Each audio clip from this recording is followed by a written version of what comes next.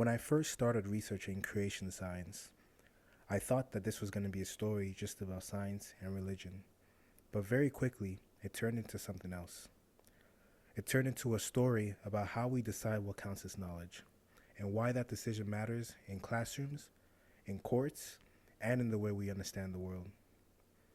In this project, I argue that creation science is not science, not because it's unpopular, not because it challenges evolution, but because it fundamentally fails the criteria that make science work: methodological naturalism, falsifiability, predictive power, and empirical consistency. To explore this, I structured my documentary like a legal case, because courts have played a huge role in defining the boundary between science and non-science. So in Chapter 1, we begin in the courtroom, the Dover trial. Before expanding outward into the philosophical frameworks of Popper, Ayer, Wittgenstein, Lakatos, and finally returning to another courtroom, the 1981 Arkansas case, McLean v. Arkansas. 2 trials, 2 eras, 1 question. Where do we draw the line between belief and science? Let's begin.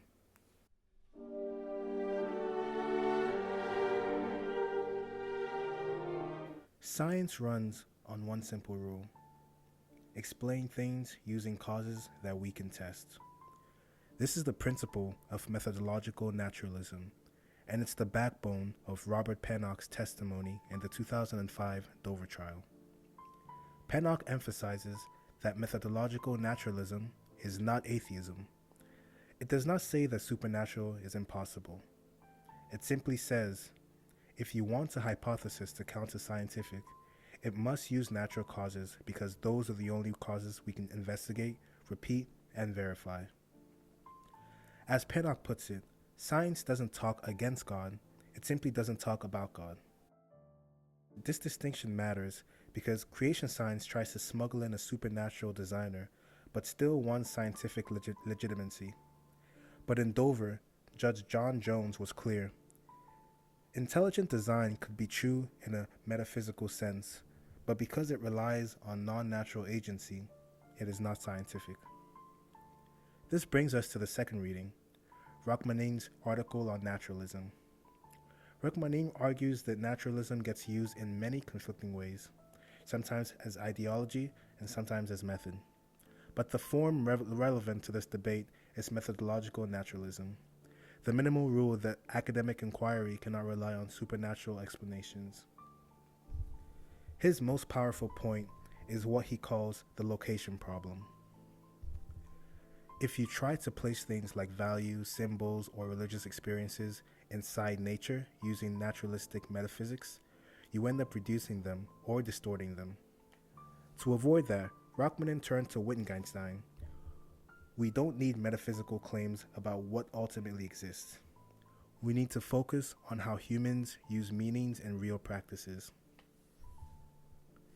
In other words, even the academic study of religion relies on methodological naturalism, not to deny religious truth, but to stay neutral.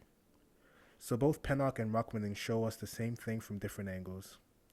Science, and academic inquiry altogether, needs naturalistic methods to function. Creation science rejects that rule, and that's where its scientific credibility collapses.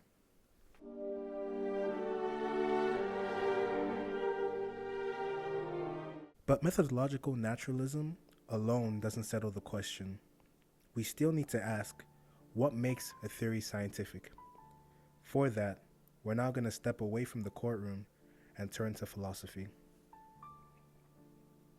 In the early 20th century, many philosophers believed science worked through verification. The more evidence you accumulated, the more scientific your theory was. Karl Popper was unconvinced. Popper noticed that theories like Marxism, Freudian psychoanalysis, and Adlerschian psychology explained everything, and therefore they predicted nothing. Freud could interpret opposite behaviors as confirming evidence. That meant no possible observation could ever count as a contradiction. And Popper thought, if nothing can prove you wrong, then you're not doing science. He borrowed from David Hume, who argued we can't justify induction. we can't logically guarantee the future will resemble the past. Popper accepted Hume's critique and took it further. If science can't rely on verification, maybe it should rely on refutation. A theory is scientific, Popper argued, only if it risks being proven wrong. For example, one black swan is enough to falsify that all swans are white. This matters for creation science. Creation science does not expose itself to that kind of risks. It adapts itself to every outcome, just like the Freudians and the Marxists Popper criticized. But falsifiability is only half the story. A.J. Ayer and the logical positives argued something even sharper. A sentence is meaningful only if it can be verified through experience. If not, it isn't scientifically false, it's scientifically meaningless. Ayer uses insights from Wittgenstein to argue that metaphysical claims fail to satisfy the conditions for meeting scientific language. So in Popper and Ayer, we get two complementary critiques. For Popper, scientific theories must be falsifiable, and for Ayer, scientific statements must be verifiable.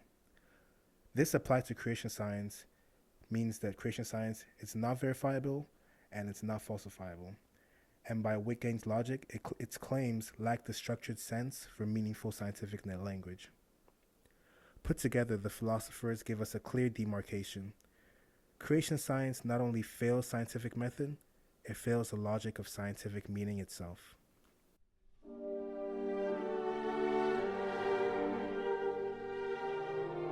But even Popper wasn't the final word, because what happens when science is messy?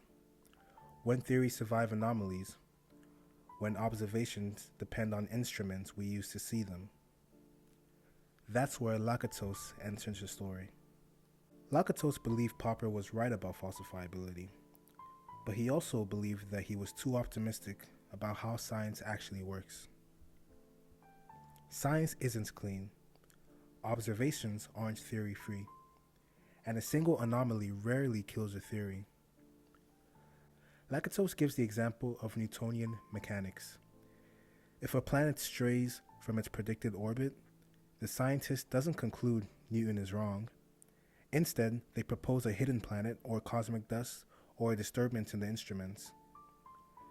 Basically, scientists protect the hard core of their theory by modifying auxiliary hypotheses.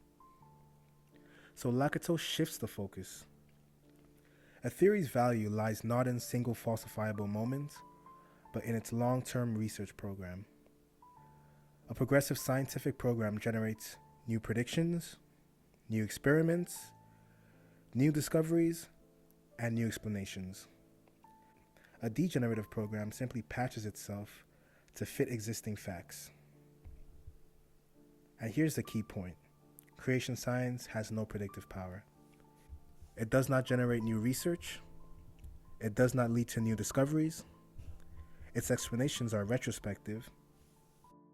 Evolutionary, biology, geology, and genetics produce predictions constantly, with fossil transitions, radiometric decay curves, genomic nested hierarchies. But creation science produces none. So Lakatos gives us a powerful criterion. Even if creation science was falsifiable, meaning even if we could figure out a way to prove that it was wrong, it would still fail because its research program is degenerative, not progressive. It does not predict, it does not guide inquiry, and it does not expand understanding. And that's why it falls outside of science.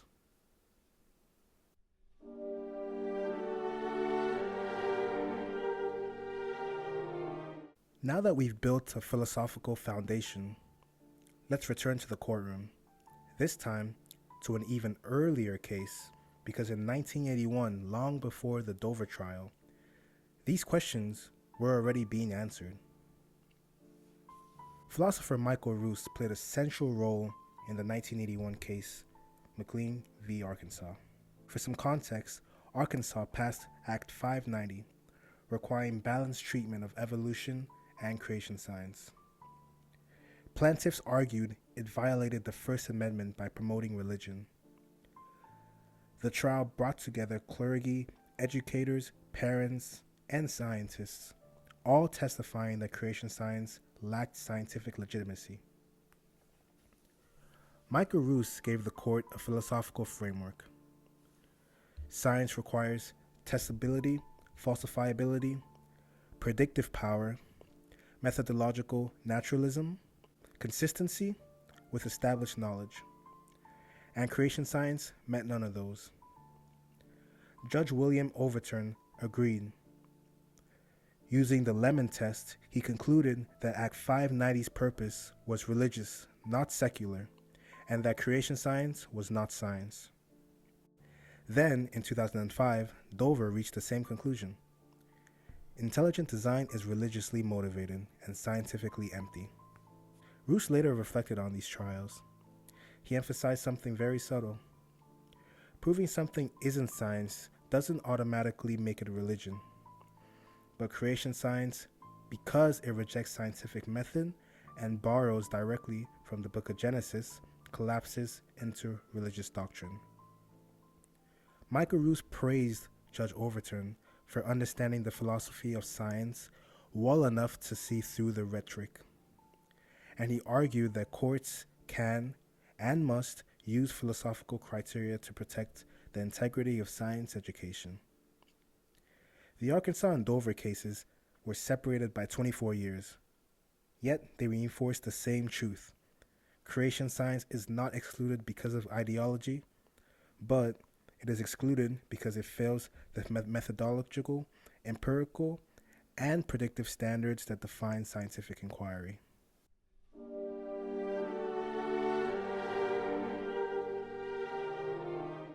So now, after exploring the philosophical foundations and examining two major court cases, one truth becomes clear.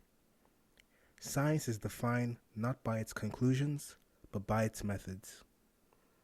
It requires naturalistic explanations, testability, falsifiability, predictive power, and openness to revision.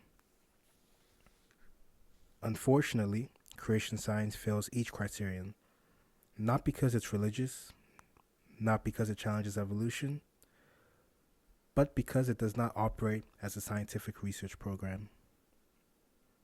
The Arkansas and Dover trials weren't just legal battles. They were national debates about how we teach students to think. They taught students how to think about evidence, reason, and the pursuit of knowledge.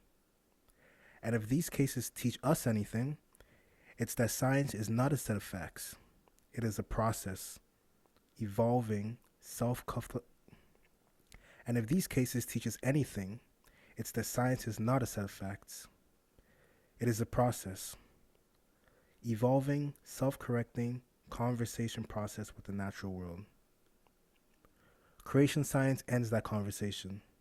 Science keeps it alive.